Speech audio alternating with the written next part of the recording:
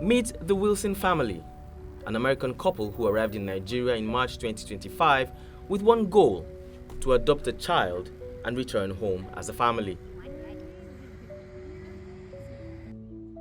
What they did not anticipate was a policy shift that would change everything.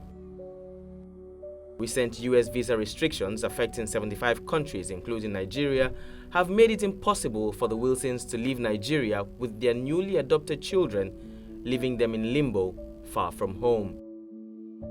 We have always been open to growing our family, however, in whatever way God wanted.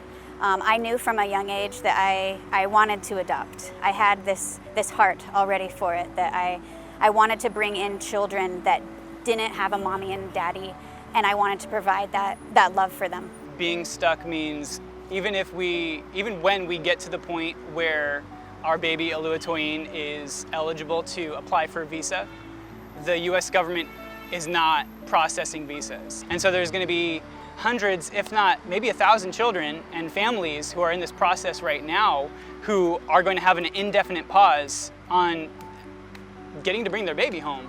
And so for us, that just means we are stuck, because although the rest of us could leave, that would mean abandoning our child. And I can't speak to other families and other people's intentions. I know everyone has their own unique circumstances, and there are people that do not have the ability to live in country with their child. But with our family, this is the way that we've always felt very passionate about. When we adopted our first daughter, Emanuela, from Ghana, we were there in Ghana for 19 months.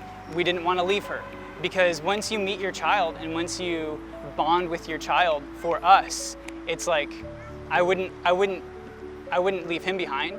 So why would I leave Oluwatoyin behind? James and Kaylee Wilson both work remotely, but what was meant to be a short stay has stretched into months, forcing the family to completely readjust to life in Nigeria. From housing to healthcare and the emotional strain of uncertainty, every day now comes with new difficult decisions.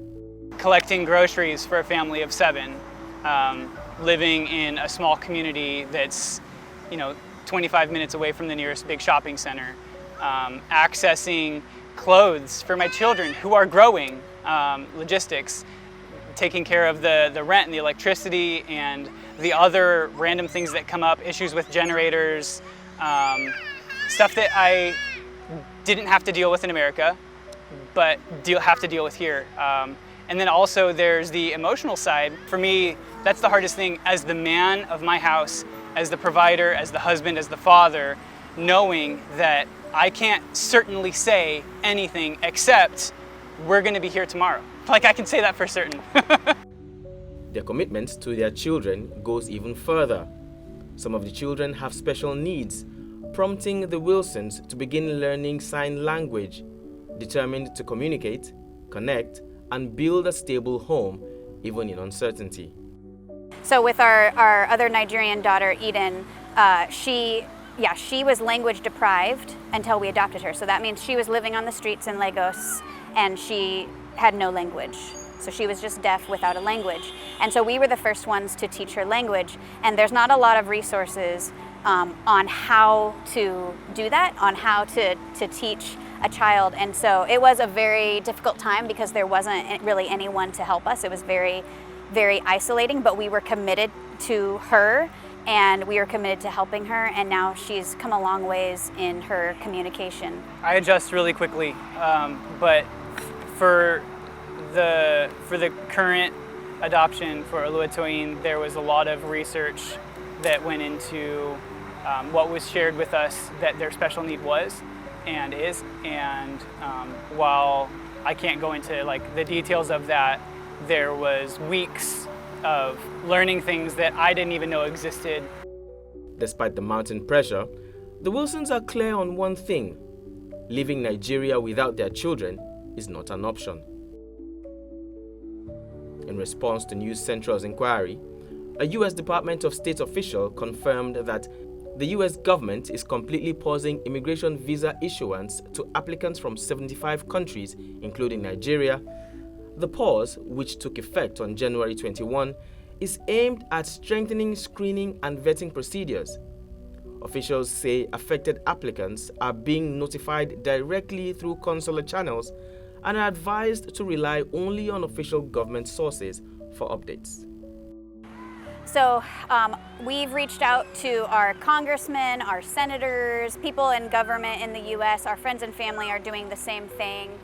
I'm not really sure how much of a difference that will make. It seems like what makes the most difference is sharing our story and just flooding the internet with our story and stories of other families who now are not able to bring their children home to America.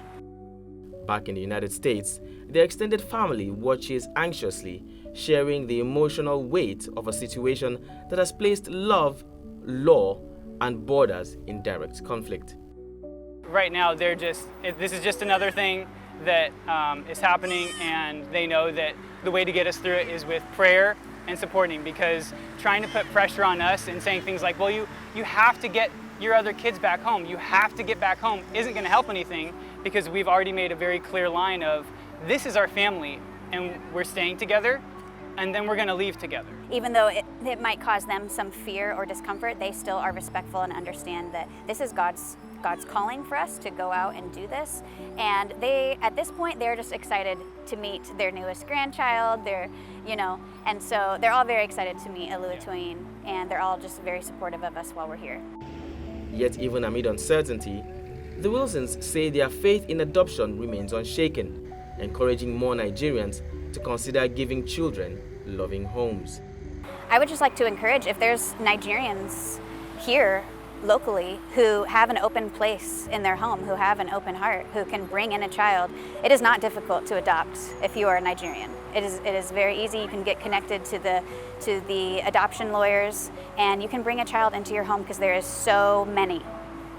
We are not like this special thing because we are American and we come to Nigeria. It's not like that. It doesn't need to be like that. These children, they just need a mommy and a daddy to love them. And if you have the love for your heart, to open up your heart to a child, then you should consider doing that.